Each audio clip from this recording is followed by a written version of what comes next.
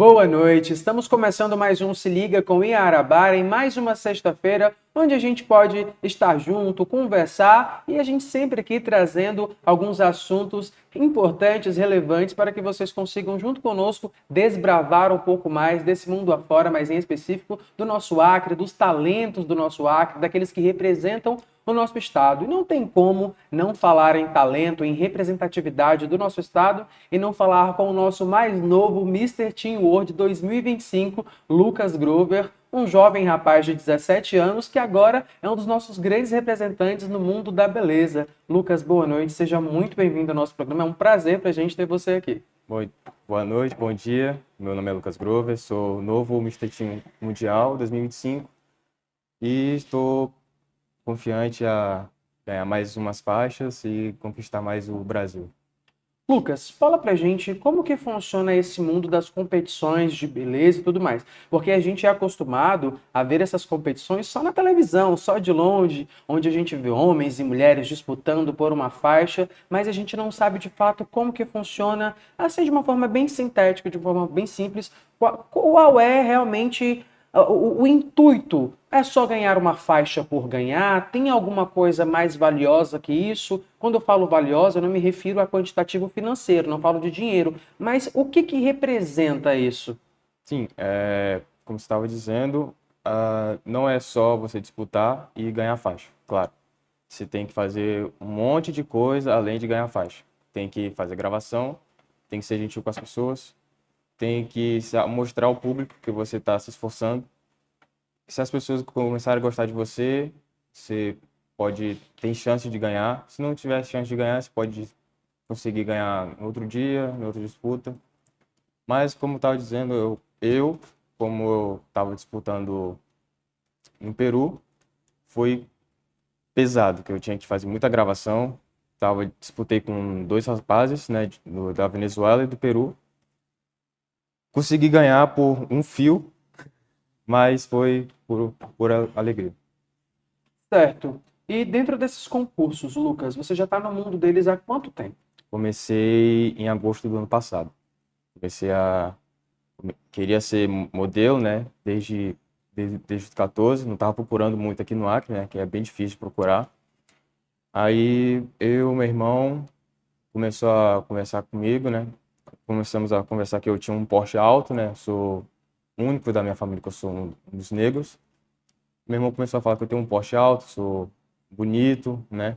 E que começar a procurar uma empresa de modelo para você encaixar e ganhar alguma coisa, né, para ajudar a família, essas coisas. Certo. Comecei a procurar nas redes sociais e achei o Mini Miss Brasil Mundial.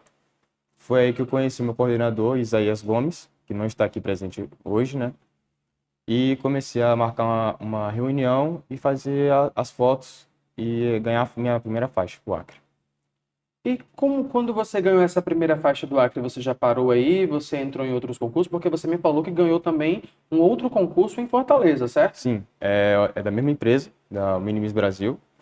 Ganhei essa faixa em Fortaleza em dezembro, dia 18 de dezembro. Fui lá para representar o Acre e o Brasil, que agora ganhei. E agora, com a faixa do Mr. Team Brasil que eu recebi no ano passado, eu posso abrir mais portas, né? E ver se alguém tem chance de chamar. Outros acreanos, né? Para que as Isso. pessoas enxerguem mais o nosso estado como, de fato, uma fonte de pessoas talentosas nos mais variados meios. Lucas, aí depois de Fortaleza, foi quando você se inscreveu para participar do concurso internacional, foi isso? Ou você foi convidado? Como é que foi? Como eu já tinha me inscrevido como no Acre, eu já tinha que participar em outras categorias, né? Como Certo. Mr. Team Brasil e Mr. Team Mundial. O Mr. Team Mundial, como eu já ganhei a minha faixa do Mr. Team Brasil, eu tinha que fazer muita coisa. Tinha que fazer muito vídeo de entretenimento com o meu coordenador, fazer fotos, fazer gravação, ganhar visualização. E me chamaram para ir para concorrer ao Mr. Team Mundial 2025. Perfeito. Lucas, acho que uma pergunta um tanto quanto importante que eu tenho que fazer é porque esse mundo de competição, ele é muito intenso, ele é muito cheio de pressão. E é muito importante que a gente tenha apoio, que a gente tenha pessoas que de fato nos ajudem a chegar e a conquistar os nossos objetivos. Dito isso, como é que é a sua relação com a sua família no que diz respeito às competições que você participa e acredito que ainda pretende participar? Em relação à minha família, ninguém nunca falou mal sobre, que a minha mãe sempre quis que eu fosse, né? Uhum. Desde pequena, minha mãe me colocou como modelo, mas como que eu era criancinha, eu nunca quis ser, e nem o meu irmãozinho, meu irmão mais velho, né, que não é mais agora. E parei por 9 anos, por causa que a empresa tinha falido. Aí voltei, eu quis ser modelo próprio, falei pra minha mãe que eu queria voltar a ser modelo, como Mr. Teen. Minha mãe apoiou, falei pro meu irmão e eu apoiei, ela apoiou também, meu pai. Me inscrevi, minha mãe gostou, ela ficou feliz por ter ganhado. E agora vamos ver como é que vai ser minha trajetória daqui pra frente.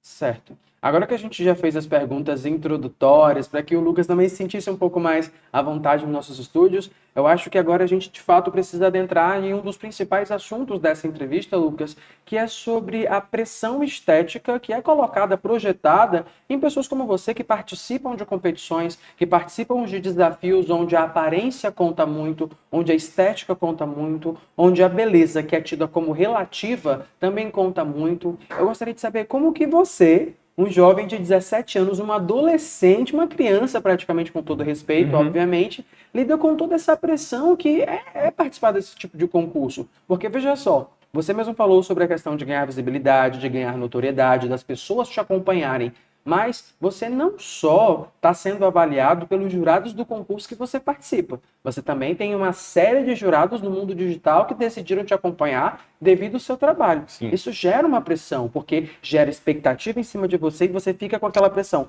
Como eu vou corresponder a essas expectativas? O que que eu vou falar? Como que eu vou ser? Será se eu estou bonito bastante? Será se eu não estou bonito o suficiente? Como que você lida com isso, Lucas? Não é, não é questão de ser bonito, né?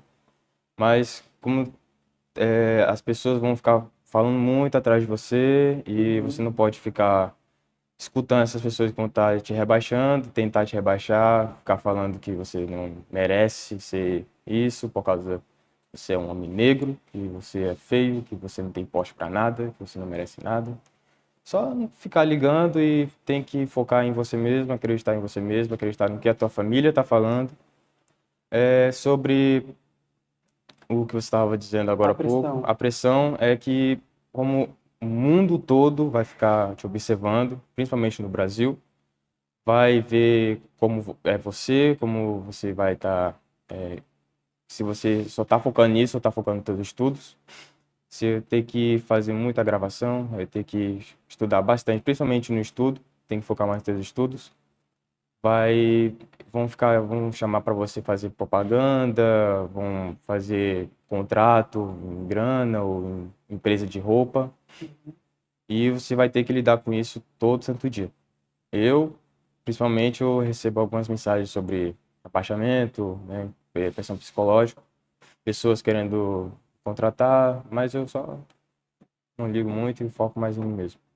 Certo, Lucas, você falou um ponto muito importante que não tem como a gente deixar passar, que é o fato de algumas pessoas fazerem alguns comentários, dizer que você não merece isso, não merece aquilo, não deveria estar no lugar que hoje você ocupa como premiado, internado premiado, não, na verdade, reconhecido internacionalmente, e citou a parte de você ser um jovem rapaz negro em um país que de fato é um país racista, não tem como a gente dizer que o Brasil não é um país racista, porque é, e a gente ainda tem que lidar com essa realidade, infelizmente. Eu gostaria de perguntar como que você lida com esse preconceito racial e se você já passou por algum tipo de preconceito racial, por mais que não seja explícito, mas aquele velado que você percebe, mas que você não tem como provar, Sim. durante os concursos. Tá.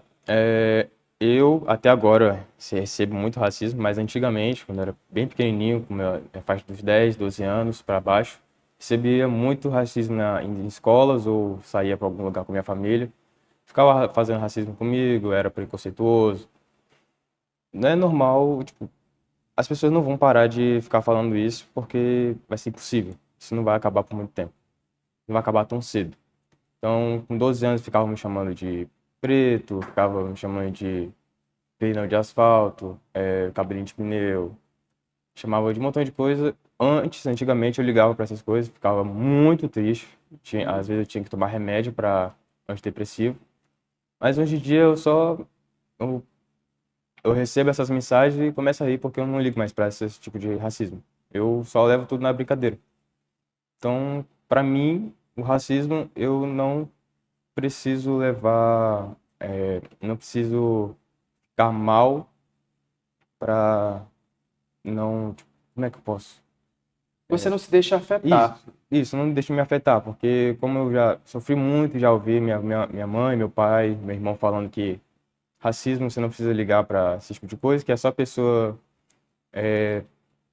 tem ciúmes de você, tem inveja de você por ser mais bonito que essas pessoas.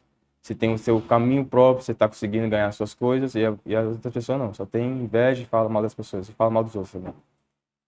Certo, no caso, você de fato não só foi vítima do racismo, como você também foi vítima de bullying durante boa parte da sua infância.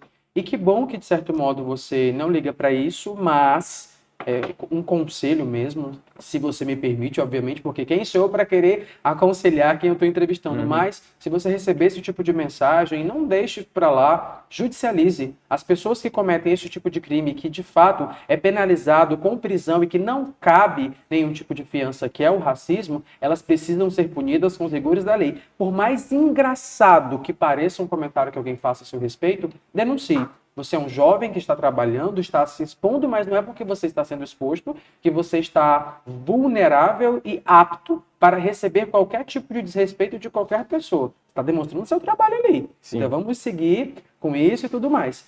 Lucas, em relação aos estudos, como que tá os estudos? Porque você ainda é muito jovem. Suponho eu que você não terminou o ensino médio, já Não, ainda terminou. não, ainda não. Está no terceiro ano, no Tô segundo? no segundo. Certo. Como que você lida com os estudos, com essa rotina de ter que viajar para participar de um concurso, aí do nada você já tem que estar em sessão de fotos? Como que você faz para poder conciliar? Aliás, segundo não. Aconteceu certas coisas no passado sobre a faixa de Mr. Teen, né, em outra escola. Não deixaram eu viajar, mas eu tinha que viajar por obrigação e eu ia representar o Acre. Então, eles tinham que ter a obrigação de deixar eu viajar. Uhum. Me reprovaram com 16 anos, 17, e tinha que voltar ao primeiro ano de novo. Uhum. Mas eu não ligo mais para isso, estou em outra escola, estão me ajudando bastante, estou me evoluindo, estou melhorando muito mais nos estudos, estou Uhum. indo bem nos estudos, estou estudando mais do que ficar saindo para esses lugares, saindo com os amigos, estou ficando mais em casa, estudando, que eu tenho que focar mais nos meus estudos. E os meus estudos antigamente, eu não ligava muito, porque eu ficava saindo muito com os pessoal, e minha mãe falava muito pra cima de mim, a gente Coisa de discutia. É, adolescente, coisa de né, adolescente. Lucas? Aí eu não ligava muito, né, pra esses negócios de estudo. Aí até que eu tinha que reprovar. Mas ele levou na minha cabeça, tive muito peso na consciência, porque minha mãe começou a ficar muito triste e eu tinha que fazer alguma coisa. Aí eu foquei mais nos meus estudos nesse ano. Esse ano eu tô na minha escola, por mim e por meus professores. Eu sou um dos alunos que me concentra mais. Perfeito. Hoje você já de fato está dando bons sorrisos para os seus pais no que diz respeito aos estudos. É isso que você está querendo dizer para gente. Isso. Perfeito, Lucas. E já que a gente está falando em sorrisos, eu gostaria de chamar agora uma matéria especial com o doutor Eric, lá da Hora Única, que vai falar para a gente sobre a importância do sorriso para a manutenção de uma boa aparência e, de quebra também, uma boa autoestima. Se liga.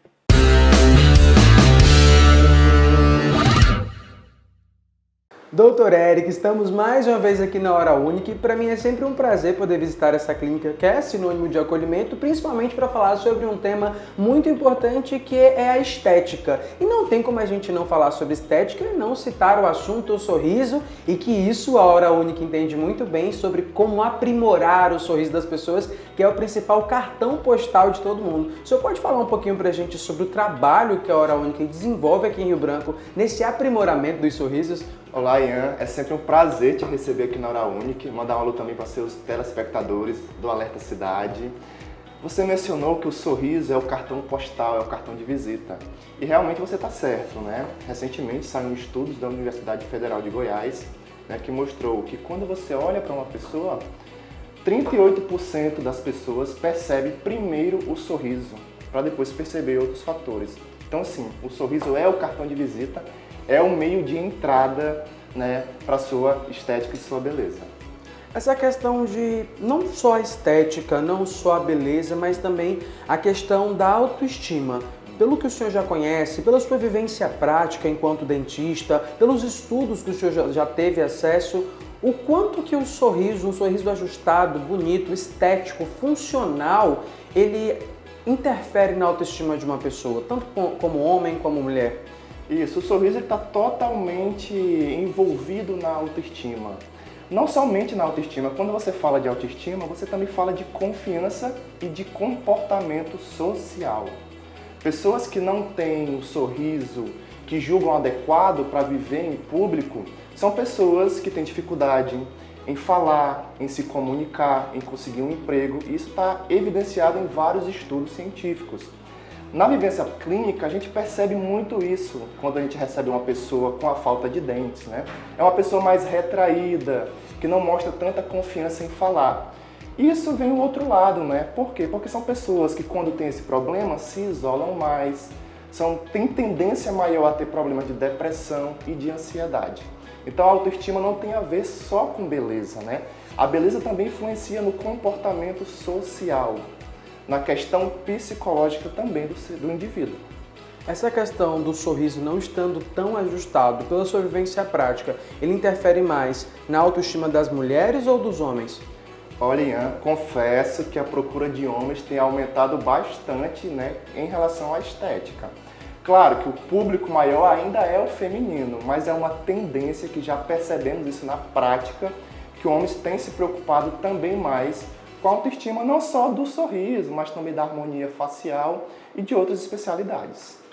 Tem uma variação de idades, por exemplo, pessoas mais jovens ou pessoas mais velhas que procuram a Oral Unique para poder ter um sorriso bonito, ou é indiferente, varia bastante? Olha, varia bastante. O que vai mudar é o tipo de tratamento que cada público ali em específico busca, né? Pacientes mais idosos procuram mais com relação a próteses dentárias, né, a trabalhos com implantes. Já pacientes mais novos, de uma idade menos avançada, procura ali um alinhamento de dentes, procura um clareamento dental, algo mais, digamos assim, não tão complexo como é um trabalho de reabilitação oral completa. O que vai mudar mesmo é só o tipo de procedimento que cada um busca, mas todos buscam o mesmo caminho, que é a estética. Então, sem dúvidas, a gente tem como afirmar que, de fato, o sorriso ele interfere diretamente nessa questão da autoestima, da autopercepção, da autovalorização e de como a pessoa se sente inserida no mundo. Porque o senhor mesmo falou que uma pessoa, quando ela tem o seu sorriso não estético, não ajustado, não tem um sorriso que ela considere bonito, ela acaba se retraindo mais, ela acaba ficando um pouco mais contida. Isso me lembrou de algumas histórias que eu já ouvi falar, que a gente já viu na TV, em outros programas nacionais, onde muitas mulheres, principalmente, evitavam sorrir, evitavam ir a entrevistas de emprego porque tinham vergonha. Então, até nisso, os dentes, eles fazem com que as pessoas também tenham a sua vida ou ajustada ou não, por conta que se a pessoa não tem um sorriso bonito, ela não se sente boa nem para poder ter um emprego que, de fato, ela acredita que merece. E num mundo globalizado como o nosso, né, com o advento das redes sociais, que hoje os empregos, né, você acaba ali tendo que ter uma participação maior em rede social, em atendimento ao público, isso é claramente observado no dia a dia do cirurgião dentista, né? Que pessoas, como você mencionou, que têm esse problema, geralmente são pessoas que têm dificuldade sim em se comunicar, que são pessoas mais retraídas e que têm ali uma autoestima um pouco mais baixa.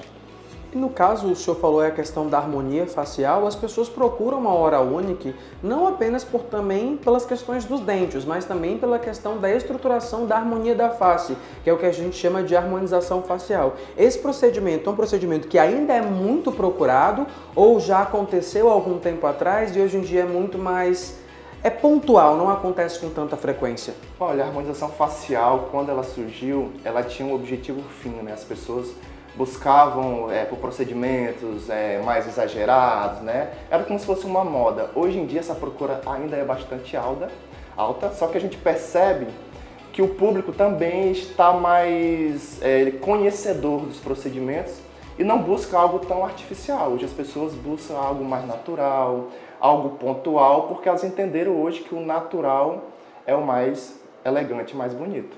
Ou seja, o menos acaba sendo mais. Com certeza. Então, assim, a procura é bastante alta. O que mudou foi a forma como esses procedimentos são realizados e os materiais que se utilizam também.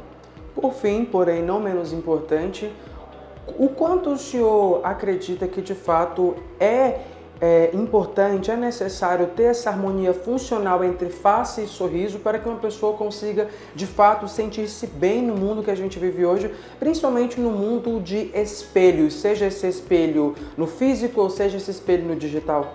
Olha, você tocou num ponto muito importante. A gente conversou aqui sobre a questão psicológica, sobre ansiedade, sobre depressão. Sabemos hoje que essas doenças, infelizmente, é considerada a doença do século, né? E quando a gente fala de beleza, de autoestima, a gente tem que levar em consideração esse fato também. Porque você se sentir bem, se sentir bonito consigo mesmo, é você ter uma vida mais feliz, é você ter mais confiança. Tanto é que nós temos um lema aqui bem interessante, né, na nossa clínica, que é viva de frente. Viver de frente, sem ter medo de se esconder, né, de se afastar. Então, no mundo de tanta pressão, né, das redes sociais, né, então as pessoas buscam isso cada vez mais, essa harmonia do sorriso, da face, e se sentir bem consigo mesmo, que é o mais importante de tudo. Perfeito, muito obrigado. Eu que agradeço.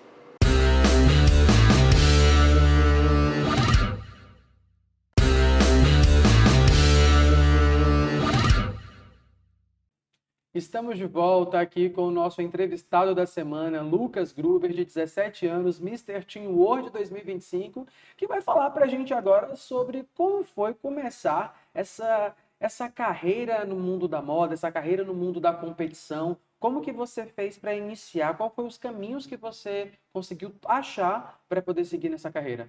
Tão jovem. Comecei a ver eu conheci um amigo meu que está morando no meu prédio agora. Ele era modelo como Mr. Teen World Mundial Uhum. e ele tinha esses 3 títulos. Eu comecei a perceber que ele ajudava a família com isso e a família apoiava ele, mas até que ele quis desistir, né, como Mister e focar mais nos estudos dele, para ser como trabalhar. Uhum. Aí eu falei com a minha mãe que queria ser Mister. Ela apoiou isso e fui atrás para ser como modelo. Até que eu procurei no Instagram o Mini Mundial. Fui conversar com os pessoal de lá, comecei a conversar com o coordenador. O meu coordenador hoje em dia é o Isaías Gomes. Certo. Falei com ele, marcamos uma reunião sobre como é que é a trajetória de Mr. Teen. Eu tinha que fazer alguns pagamentos, né, que era pagar a faixa do Mr. Teen Acre 2025 e seguir essa trajetória. Então, um dia depois seria a cavalgada e à noite seria a abertura do rodeio. Certo. Então, como ele disse, a gente ia para a cavalgada, à noite seria a abertura do rodeio, vocês iam apresentar o Acre, falar e ser elogiado e parabenizado. Uhum. Gostei da primeira experiência. Uhum. Fomos para Fortaleza, dezembro, dia 18 de dezembro. Fomos disputar com muita gente de toda a cidade do Brasil. Ganhamos a minha faixa, minha primeira faixa no Mr. Teen Brasil. Fiquei nervoso, mas praticamente feliz, porque eu ganhei essa faixa por minha mãe, que ela queria também que eu fosse modelo. Chorou, eu também, não posso negar. E com isso fui trabalhando mais como na internet. Tinha que fazer gravação no TikTok, tinha que fazer story, tinha que fazer como é que é a minha vida como mister, comprar algumas roupas, tinha que fazer gravação, tinha que fazer foto, tinha que fazer muito estúdio. Até que comecei a ganhar muito seguidor e ser reconhecido no Acre. Uhum. Muitas pessoas falavam comigo, falavam que eu era o mister, me apoiavam, me cumprimentavam, tiravam foto. Fiquei estranho na primeira vez com isso, mas fui me acostumando. Falei com o coordenador, aí me chamou para fazer as fotos para fazer na viagem do Peru, que foi dia 5 de maio, já é maio, né? Isso. Fomos para o Peru, Arequipa, disputar, ganhar a primeira faixa do Mr. Teen World 2025. Muita gente do Brasil, muita gente do Peru, né, tentando me rebaixar e não conseguia. tentando acabar com o meu coordenador, humilhando, fazendo racismo comigo, né? Não é só no Brasil que tem esse racismo, mas tipo, no mundo todo. Certo. Eu só não ligava, deixava as pessoas me xingar pelas costas e seguir em frente. Ganhei minha faixa, ganhei minha coroa. Fiquei muito elogiado, chorei muito nessa competição, que é minha primeira vez ganhando como Mr. Team World Mundial, representando o Brasil e a minha cidade do Acre, Rio Branco, Acre. Cheguei em casa, fiquei mais tranquilo e tinha que ser parabenizado pelo Acre todo. Certo, e que bom que você conseguiu, trouxe essa faixa para o nosso estado. Eu fico feliz e ao mesmo tempo preocupado com que você tenha essa resiliência, mas ao mesmo tempo que você ainda tenha que passar por esse tipo de situação tão jovem. Eu espero que de fato você consiga ter todo o tipo de acompanhamento necessário e que você não se esquive de uma terapia. Não porque você precisa de algum tipo de suporte, mas sim porque é ideal que você tenha um terapeuta te acompanhando, te ajudando a compreender tudo o que acontece para que você lide de uma forma madura. E por mais que você fale que não liga o que acontece hoje, vai que você escuta e sem perceber fica dentro de você e com o longo passar dos anos, isso acaba retornando de alguma forma que você talvez não saiba lidar. Então, por favor, também não deixe de ter esse tipo de ajuda do seu lado, principalmente porque você lida com o mundo de competição. Competição tem isso, as pessoas vão querer te diminuir, vão querer te menosprezar, e já que tem essa prerrogativa do racismo, vão querer utilizar para tentar te afetar. Então, quanto mais bem preparado também psicologicamente você tiver, melhor vai ser para você e também para o nosso estado, que vai ter um grande representante aí mundo afora. Lucas, a gente já está caminhando para o finalzinho da nossa entrevista, mas uma coisa que eu gostaria de perguntar para você era sobre essa questão de que você pretende continuar apenas neste caminho, que é o caminho das competições nacionais, estaduais e internacionais, ou em médio e longo prazo você pretende conciliar com algum tipo de faculdade, algum tipo de curso, ou se você pretende abrir uma empresa e ser modelo? Conta pra gente também sobre isso, porque as pessoas também vão querer saber se de fato o Lucas ele quer apenas seguir nessa carreira, se ele tem outras possibilidades, ou se é algo que você ainda não pensou. Eu quero continuar com a carreira, né? Eu também quero continuar nos meus estudos, fazer a faculdade que eu quero fazer, com marketing, faculdade de marketing e engenharia mecânica automotiva. Duas coisas bem diferentes, né? E eu sou muito viciado em automobilístico, corrida, vejo muito filme. Perfeito. E eu quero começar a fazer essa faculdade de engenharia mecânica. Não tendo aqui no Acre, mas pretendo fazer em outra cidade ou fora do Brasil. Quero marketing, quero começar a fazer investimento dentro do celular e ajudar mais a minha mãe, que ela já é um pouquinho mais de idade e ela não consegue muito fazer as coisas dela, então eu quero ajudar ela a melhorar o financiamento dela. Qual o nome da sua mãe? Elizabeth da Silva Santiago. Dona Elizabeth, um grande abraço para a senhora, um beijo. A senhora está de parabéns pelo filho que a senhora criou, que está aqui, que desde o começo da entrevista não teve um momento que ele tenha passado mais de 5 minutos sem falar que um dos grandes objetivos dele é lhe ajudar de alguma forma. Parabéns, Lucas, por isso. É muito importante que a gente tenha essa consciência de ajudar as pessoas que nos ajudaram em algum momento da nossa vida. E que conexão maior que a gente consegue ter, se não com a nossa mãe, não é mesmo? Agora vocês vão ficar com uma entrevista um tanto quanto rara, mas teria que ser mais comum, do meu ponto de vista. Se liga.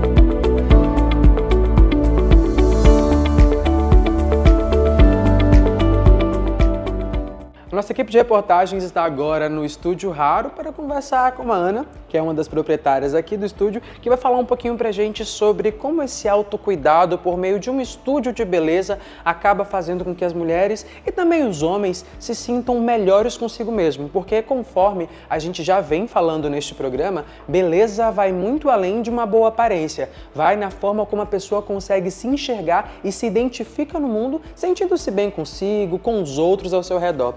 Ana, como que as mulheres elas chegam aqui e como que elas saem no que diz respeito a sentimento? Então, aqui, uma das nossas principais missões no Raro é que a pessoa ela chegue, às vezes com autoestima baixa, e que ela esqueça os problemas que ela tem lá fora. Que o nome do salão já diz muito disso, raro. Então a gente acaba usando muito o termo momento raro justamente por isso, que a gente quer que as nossas clientes entrem pela porta e que elas tenham de fato um momento raro, um momento para elas, um momento onde elas possam se cuidar, onde elas possam se sentir bem, onde a beleza que às vezes é dita como algo tão superficial, tão fútil, na verdade é uma coisa que implica muito no nosso sentimento, na nossa autoestima. Então, a gente quer muito que, a partir do momento que a cliente entre por aquela porta, ela tenha um momento raro e que ela tenha o seu momento de beleza tranquilo. E que esse momento raro se torne um momento contínuo, onde as mulheres, que são a grande maioria que vem até aqui, acredito eu, tenham esses momentos de autocuidado, de autopercepção para conseguir também entender que a imagem delas vem de para fora, aquilo que elas estão sentindo dentro delas. E isso que, pelo que eu entendi, também é a proposta do estúdio, é fazer com que as mulheres sintam-se cada vez melhores consigo mesmas, consigam se entender, se encontrar enquanto mulher por meio de vários procedimentos estéticos que aqui são ofertados. Exatamente. Não só mulheres, a gente acaba tendo alguns clientes do sexo masculino justamente por causa de toda a gestão de atendimento que a gente criou. Quem entra aqui não é apenas mais um cliente, a gente sempre procura tratar cada pessoa que vem ao nosso espaço de uma forma especial, que ela sinta que é um momento raro, ela sinta que é um momento especial, que é um momento dela. Então, como a gente tem diversos serviços, tanto na parte da beleza, cabelo, unhas, a gente também tem a parte de estética, que a gente quer proporcionar essa sensação de relaxamento, de cuidado, de carinho consigo mesmo. E como a própria Ana já falou, homens também vêm ao Estúdio Raro. Eu, inclusive, todo final de semana venho aqui ter também o meu momento raro, porque o autocuidado, ele não está totalmente relacionado ao gênero masculino, ao gênero feminino. O autocuidado tem que ser relacionado a todas as pessoas que precisam entender quem de fato são, que precisam se cuidar, que precisam se olhar no espelho e gostar daquilo que vem, porque quando você está bem consigo por dentro, você consegue externalizar das mais variadas formas, e é isso que o Raro faz. Ele faz uma ponte entre o interno e o externo para que você se sinta adequado no meio que você está inserido. Exatamente, a gente quer que a pessoa chegue até o nosso espaço e saia daqui sentindo que ela é capaz de conquistar o mundo afora.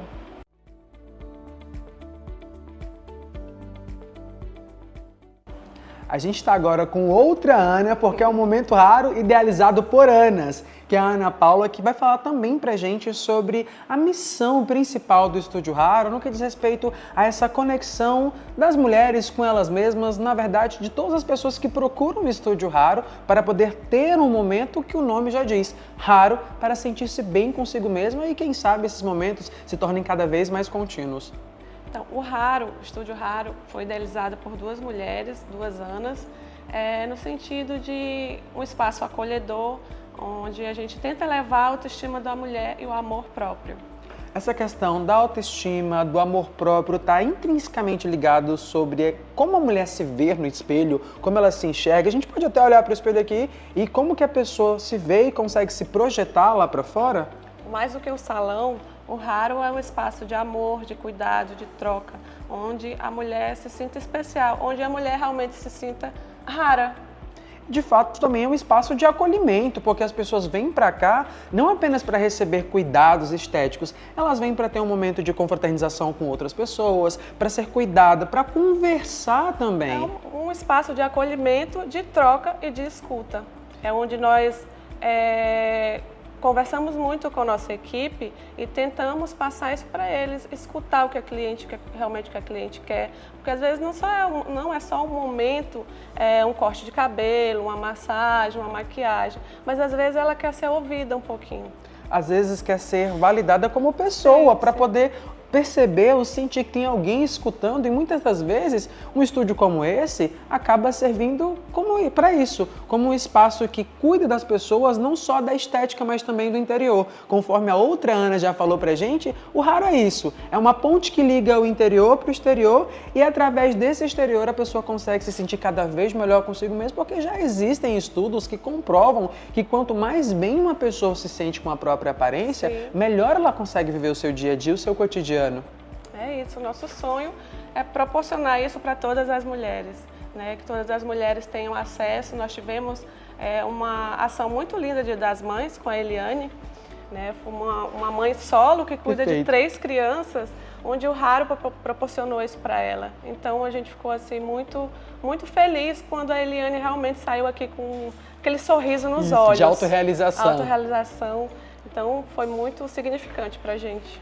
E é para isso que locais como esse de fato existem, porque lembra na nossa entrevista do Dia das Mães, onde a Edmir que falou que as mulheres acabam esquecendo de si apenas para serem mães, e as mulheres acabam esquecendo que também são mulheres, também são pessoas, e abrem mão de tudo para ser mãe, para serem mulheres que cuidam do trabalho, que cuidam do marido, que cuidam da casa, que cuidam da família, mas o Raro ele surgiu justamente para isso, para que as mulheres tenham esses momentos raros, momentos de autoconexão e de fato cuidem de si próprias, e como eu já venho falando toda essa entrevista, que esses momentos deixem de serem raros e se tornem contínuos. É isso, Ian. Então, posso deixar um recadinho final Claro. para as mulheres? Mulheres, sintam-se raras todos os dias. Mesmo que às vezes o externo diga o contrário, mesmo que às vezes terceiros digam o contrário, mas nós somos raras todos os dias. É isso, se liga.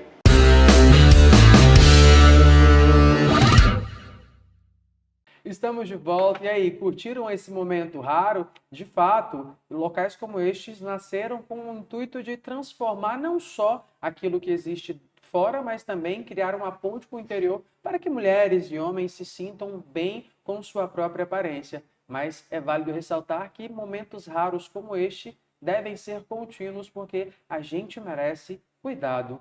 Lucas, muito obrigado pela sua presença hoje no nosso programa. É um prazer para mim poder entrevistá-lo tão jovem. Espero daqui a uns anos encontrar você e você estar em uma situação ainda mais evoluída a nível profissional e a gente recordar essa entrevista. De fato, vou estar torcendo por você. Não lhe acompanho nas redes sociais, mas vou passar a acompanhar a partir de hoje para ficar na torcida, e saiba que sempre que você precisar, o Se Liga vai estar à sua disposição. Obrigado, fico agradecido por me chamarem a essa entrevista. Só quero agradecer também a minha mãe, que se não fosse ela, por ter me cuidado de tantos anos, eu não estaria aqui no Acre ainda. Que, como ela disse, eu sofri muito quando eu era pequeno, tive muitas hemorragias, e ela foi a única mãe que teve a oportunidade de me ajudar e me adotar como filho. Então, ela e meu irmão e meu pai são os únicos que querem crescer na vida. Perfeito. Eu acho que só corrigindo, não vou dizer que eles são os únicos que Não, querem te sim, ver sim. bem, mas com certeza eles são os que sentem isso com maior intensidade. Isso. Então, Lucas, a partir de agora, você tem mais pessoas que vão te acompanhar, principalmente a nossa equipe, para torcer por você, estar sempre vibrando com cada vitória sua, porque cada vitória que você tiver também é uma vitória do Acre. Obrigado. Então é isso, pessoal. Ficamos por aqui. Aproveitem a sexta-feira com consciência. E como eu sempre falo, como se eu fosse funcionário do Detran, se beber, não dirija. Se liga.